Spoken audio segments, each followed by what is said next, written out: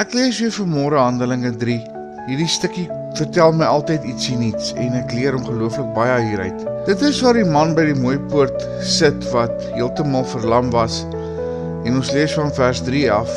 Toe Petrus en Johannes wou net by die tempel ingaan, toe hy hulle sien en 'n bydra by hulle vra. Petrus kyk hom toe saam met Johannes stip aan en sê, kyk na ons.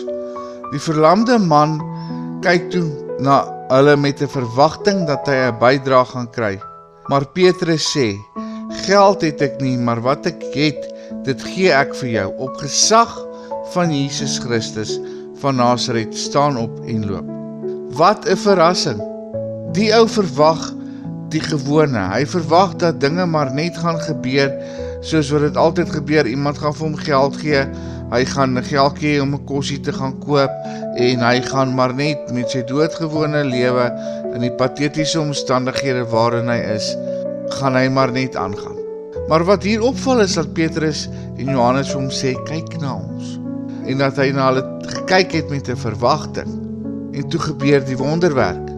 Maar daar's 'n baie goeie rede hoekom Petrus en Johannes hom gesê het, kyk na ons. Hulle wou 'n verwagting by hom skep. En as ek en jy 'n verwagting het dat God vir ons 'n wonderwerk gaan doen, sal hy.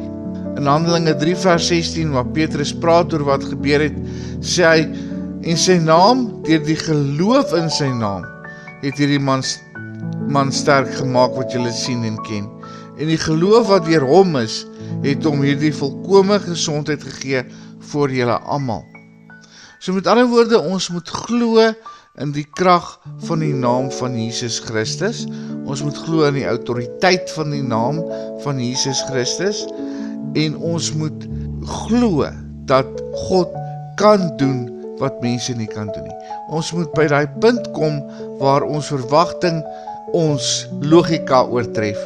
Hierdie stukkie het ek al baie gelees en elke keer is dit iets wat my net verander. Elke slag is daar iets wat ek net raak sien. Hierdie verlamde man wat maar net gewoond was aan sy sukkel bestaan, kry hierdie dag iets wat sy hele lewe verander. Hierdie dag verander heeltemal sy uitkyk op die lewe. Dit verander sy vermoëns, dit verander sy lewenskwaliteit, dit verander sy lewensgehalte. Want hy het 'n verwagting gehad. En hy het geglo in God. Want as hy nie geglo het nie, sou hy nie die wonderwerk kon ontvang nie. Maar Petrus se geloof, Petrus wat geweet het, wat sy autoriteit hy het in die naam van Jesus, het hierdie hele ding begin. Ons het nodig om te weet wat sy autoriteit ons het in die naam van Jesus.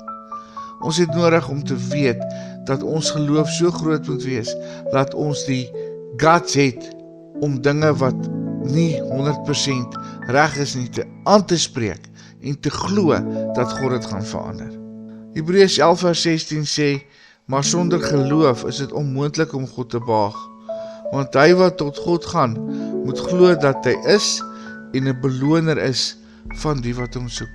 God is, en God is 'n beloner van die wat hom soek, van die wat hulle geloof en hulle vertroue in hom sit. Hemelse Vader, ons sê vir U dankie vir U woord, ons sê vir U dankie dat U woord die waarheid is.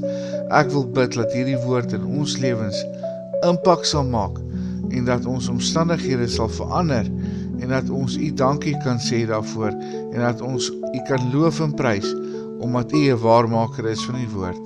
Amen.